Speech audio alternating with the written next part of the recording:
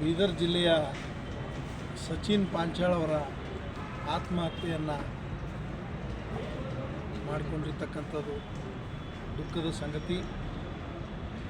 ನಾವು ಕಲಬುರಗಿ ಜಿಲ್ಲೆಯ SC ಮತ್ತು ST ಸಮುದಾಯಗಳ ಭಾರತೀಯ ಜನತಾ ಪಕ್ಷದ ಮುಖಂಡರುಗಳು, ನಮ್ಮ ಮಾಜಿ ಮಹಾಪೌರರು ವಿಶಾಲ್ ದರ್ಗಿ ಅವರು, ನಮ್ಮ ಮಾಜಿ ಜಿಲ್ಲಾ ಪಂಚಾಯತ್ ಮೆಂಬರ್ ಕುಸ್ತಿಯವರು, ಮಾಜಿ ಜಿಲ್ಲಾ ಪಂಚಾಯತ್ ಮೆಂಬರ್ ಬೆಣ್ಣೂರವರು, ನಮ್ಮ ಅಂಬಾಯ ಚಲಗೇರಿ ಅವರು, ಗುರು ನರಬೋಳಿ, ಶಿವಗಿ ನಾಗನಹಳ್ಳಿ, ನಮ್ಮ ಧರ್ಮಣ್ಣ ಇಟ್ಗ ಅವರು, ನಮ್ಮ ದತ್ತು ಅವರು, ನಮ್ಮ ವಿಕಾಸ, ನಮ್ಮ ಶಾಂತು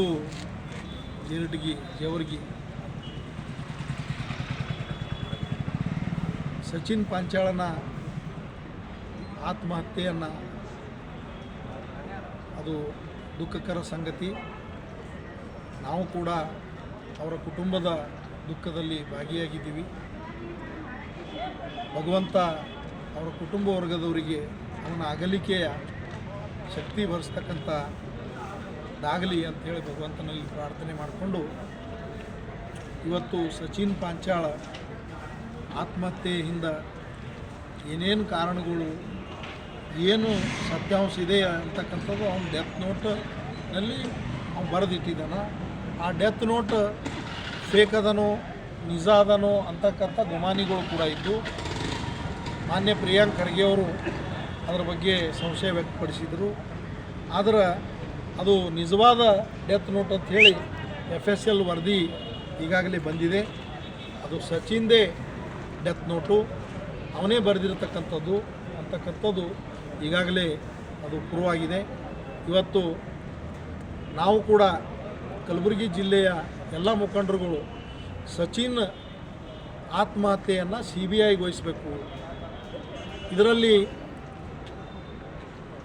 ಮಹಾರಾಷ್ಟ್ರದ ಏನು ಸುಪಾರಿ ಕಿಲ್ಲರ್ಸ್ಗಳಿದ್ದಾರೆ ಅವರನ್ನು ಹೈಯರ್ ಮಾಡೋದ್ರ ಮೂಲಕ, ಶಾರ್ಪ್ ಶೂಟರ್ಗಳನ್ನು ಕರೆಸೋದ್ರ ಮೂಲಕ ನಮ್ಮ ಪಕ್ಷದ ಮುಖಂಡರುಗಳಾಗಿರ್ತಕ್ಕಂಥ ನಗರ ಜಿಲ್ಲಾಧ್ಯಕ್ಷರು ಚಂದು ಪಾಟೀಲ್ ಅವರ ಮತ್ತು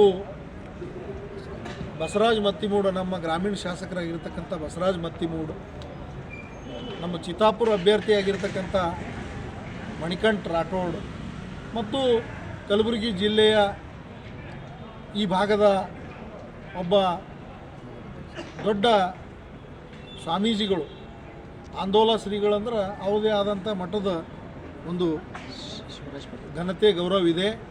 ಆ ಒಂದು ಸ್ವಾಮೀಜಿಯವರ ಹೆಸರು ಕೂಡ ಅದರಲ್ಲಿದೆ. ಇವರು 4 ಜನರ ಕೊಲೆ ಮಾಡಬೇಕು ಅಂತಕ್ಕಂಥ ಸಂಚು ನಡೆದಿತ್ತು ಅಂಥೇಳಿ ಸಚಿನ್ ತನ್ನ ಡೆತ್ ನೋಟಲ್ಲಿ ಬರೆದಿಟ್ಟಿದ್ದಾನೆ. ಹಾಗಾಗಿ ಈ ಘಟನೆಯನ್ನು, ಸಂಪೂರ್ಣ ಘಟನೆ ಸತ್ಯಾಸತ್ಯತೆ ಬರಬೇಕು, ಸಚಿನ್ ಸಾವಿಗೆ ನ್ಯಾಯ ಸಿಗಬೇಕು ಅಂದರೆ ಇದು CBI ತನಿಖೆ ಆಗಬೇಕು. CODಯಿಂದ ಸಾಧ್ಯ ಇಲ್ಲ.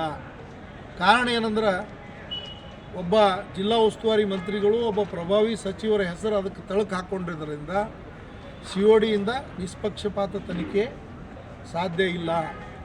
ಸಚಿನ್ ಸಾಯಕ್ಕಿಂತ ಮುಂಚೆ ಅವ್ರ ಕುಟುಂಬದವರು, ಅವ್ರ ಸೋದರಿಯರು 2 ದಿನ ಓಡಾಡ್ಯಾರ ಬೇರೆ ಬೇರೆ ಪೊಲೀಸ್ ಸ್ಟೇಷನ್. ನಮಗೆ ಬರಲ್ಲಂತ ಅವ್ರು ಹೇಳ್ಯಾರ, ಅವ್ರಿಗೆ ಬರಲ್ಲಂತ ನಮ್ಗೆ ಹೇಳ್ಯಾರ. ಈಗ ಒಂದಿಬ್ಬರು ಮೂಗರು PC-ಗಳು, ಒಬ್ಬ SC ಸಸ್ಪೆಂಡ್ ಆಗಿರ್ತಕ್ಕಂಥದ್ದು ತಾವು ನೋಡಿದ್ರಿ. ಹಾಗಾಗಿ ಅದೇ ಮುಂದುವರಿತವೆ COD ಅಂದರೆ.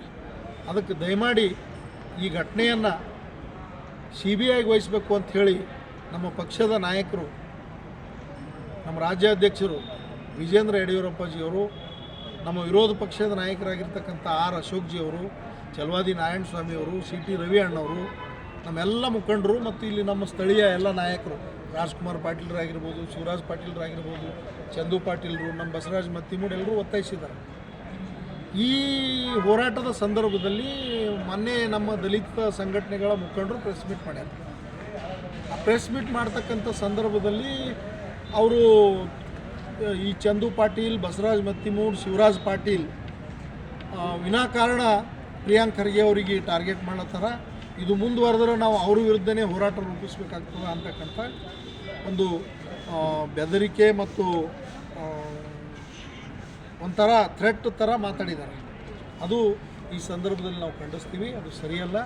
ಪರಮ ಪೂಜ್ಯ ಡಾಕ್ಟರ್ ಬಾಬಾ ಸಾಹೇಬ್ ಅಂಬೇಡ್ಕರ್ ಕೊಟ್ಟಿರ್ತಕ್ಕಂಥ ಸಂವಿಧಾನದಲ್ಲಿ ಎಲ್ಲರಿಗೂ ಅವಕಾಶ ಇದೆ.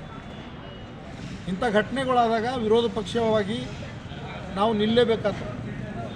ಅದು ಒಂದು ಸಣ್ಣ ಸಮಾಜ, ಪಾಂಚಾಳ ಸಮಾಜ. ಆ ಸಮಾಜ ಧ್ವನಿ ಇರಲಾರ್ದಂಥ ಸಮಾಜದ ಪರವಾಗಿ ಒಬ್ಬ ವಿರೋಧ ಪಕ್ಷದ ನಾಯಕರಾಗಿ ವಿರೋಧ ಪಕ್ಷವಾಗಿ ನಾವು ಮಾತಾಡಲಿಲ್ಲ ಅಂದ್ರೆ ಅದು ತಪ್ಪಾಗ್ತದೆ. ಅವ್ರ ಕೆಲಸ ಅವ್ರು ಮಾಡಲಿ, ನಮ್ಮ ಕೆಲಸ ನಾವು ಮಾಡ್ಲತ್ತೀವಿ. ಸಂಘಟನೆಗಳು ಸತ್ಯಾಸತ್ಯತೆ ಬಗ್ಗೆ ತನಿಖೆ ಆಗಲಿ ಅಂಥೇಳಿ ಅವರು ಒತ್ತಾಯಿಸಲಿ, ಅವರಿಗೆ ನಾವು ಬೇಡಲ್ಲತ್ತಿಲ್ಲ. ಎಲ್ರಿಗೂ ಸ್ವಾತಂತ್ರ್ಯ ಅದ, ನಮಗೂ ಸ್ವಾತಂತ್ರ್ಯ ಅದ, ಅವರಿಗೂ ಸ್ವಾತಂತ್ರ್ಯ ಅದ.